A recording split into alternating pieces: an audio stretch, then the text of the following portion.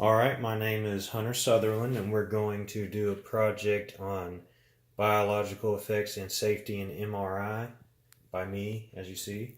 And here's my parents here, and they're having a great time because this is fun. And the rest of the crowd didn't show up, so now my dad's going to film me doing.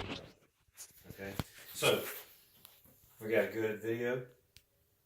Okay, so this is my summary of biological effects and safety in MRI in a PowerPoint. So our discussion is going to include a little introduction. We're going to talk about the electromagnetic spectrum and where all this lies with MRI. We're going to talk about MRI and the magnetic fields and how it may affect you. And we're going to have some concluding remarks of what these guys kind of found when they were looking at it.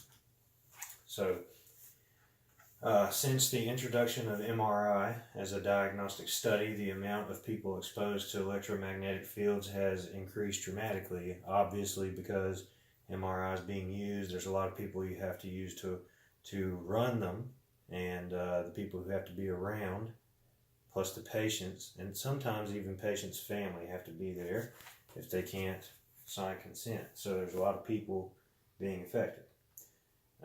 There is a need to further study non-ionizing electromagnetic fields effects to biological tissue in workers and patients in MRI studies.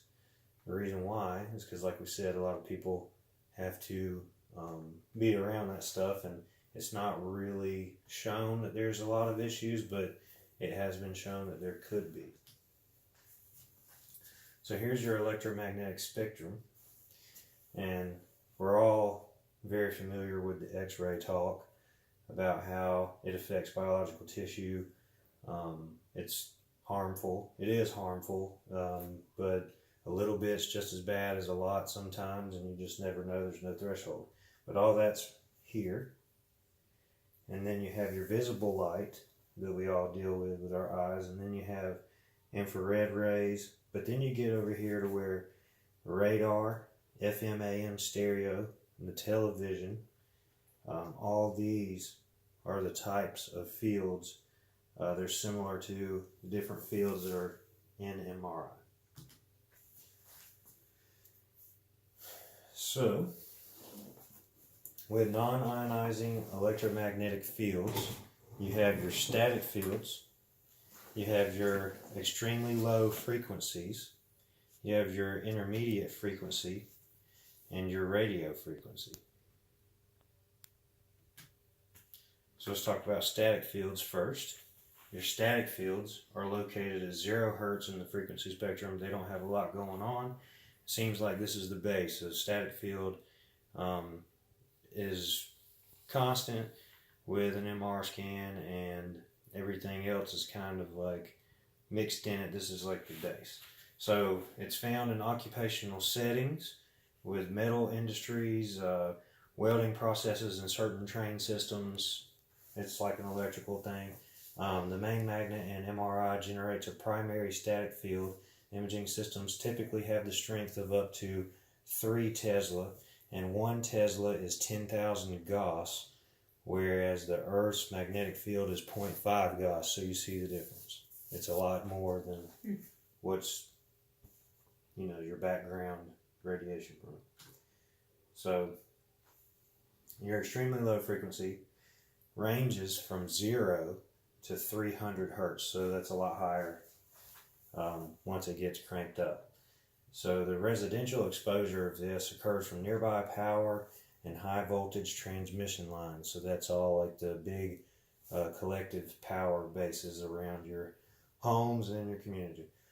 The occupation exposure is caused by electric power, industry installations, and welding devices. So anywhere you're using a lot of power, a lot of voltage, that's when these things can kick up.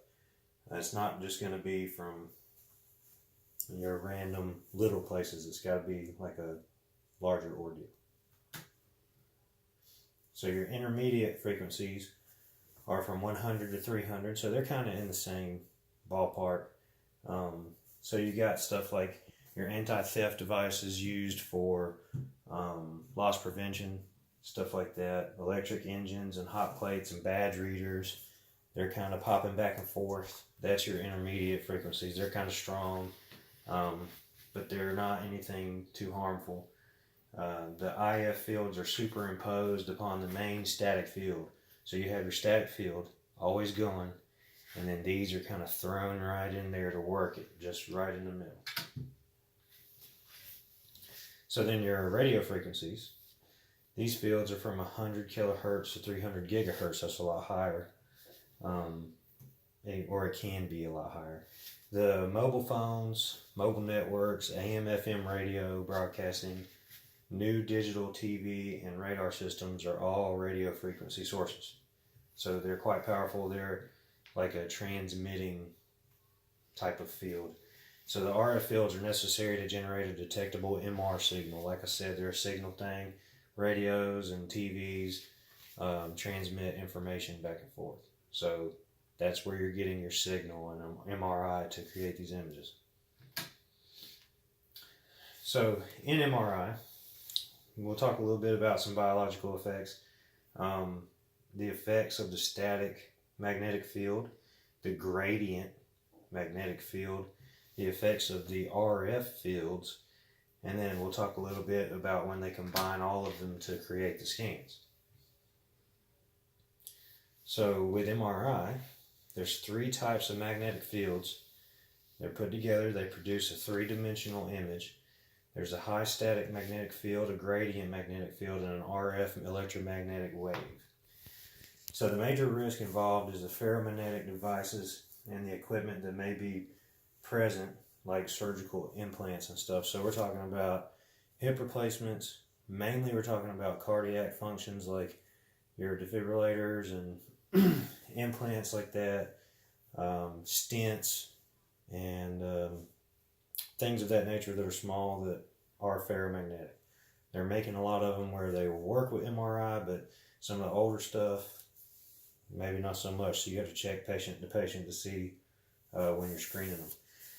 So projectile risk depends on the size and proximity of the item to the magnet in the room. So your projectile risk includes minor injury and even death. So you have to think about like your oxygen tanks, your stretchers, pens, pencils, badges, like your badge holders and stuff. You have to make sure that they're not ferromagnetic, that they are MR safe, because there's been people killed. Like there's some 6-year-old boy that was in the magnet and an oxygen tank became a projectile and crushed his head. So things happen when people are not doing their job correctly. And cardiovascular MRI is really good, and they do a lot with that, but the magnet may dislodge or damage cardiac devices in the patient. So like I said, you still have to know what are you dealing with your patient with their cardiac devices and stents. You maybe like find out when it was put in and what kind it is, and make sure that it's safe before you get somebody dislodged or hurt or have to have another surgery because the field messed up their implant. So the biological effects of MRI are kind of simple at this point. The MRI is considered safe because it's not ionizing energy like radiation is for X-ray and CAT scan. MRI has the ability to change the position of protons and atoms, but it does not alter them, it does not damage them, it does not change them. It just kind of moves them to be all in one direction. There's a lack of knowledge about the possible dangers of using all 3 fields, all their components at the same time. Now, the effects of static magnetic fields have been studied for more than a century, and there are numerous experiments concluded there were no significant hazards to human health and industrial applications. A recent review stated that the force orientation effects on molecules with magnetic properties without side effects for humans existed with static MF. There were few sensory effects such as nausea, vertigo, and a metallic taste. So there's a couple of things that can happen here, but it's nothing extremely damaging to you. It just might make you feel a little funny once you're in. It's just like a real funny feeling. It might be unsettling to you. The gradient is a little different. So this is a gradient magnetic field. So while you have your static magnetic field going, your gradient switches on and off. So it's a time varied situation. This can affect you more so. So the it's for the spatial localization of the image reconstruction process. The gradient magnetic field is possibly carcinogenic to humans and it's time varying. So like I said, it switches on and off. It's possibly cancerous to you. So the time variant stimulates nerves and muscles. It can even generate cardiac stimulation and ventricular fibrillation, and has also been shown to cause some neuro issues in cats, because they've done tests on some animals and stuff like they always have. But there's been some issues with felines like that. Just kind of changed them up a little bit. So now for your RF fields, and during a scan, the patient is exposed to time-varying radio frequency fields. Radio frequency fields have been suggested to induce effects via multi-photon absorption through direct heating. Temperature increases in tissue due to the RF energy absorption. Okay, and I'll tell you more about that in just a second.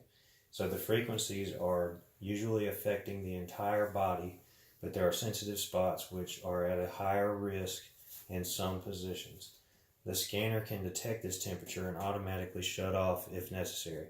So what this is saying is your body heats up, but there's certain parts of your body that will heat up more so, it's more sensitive than others.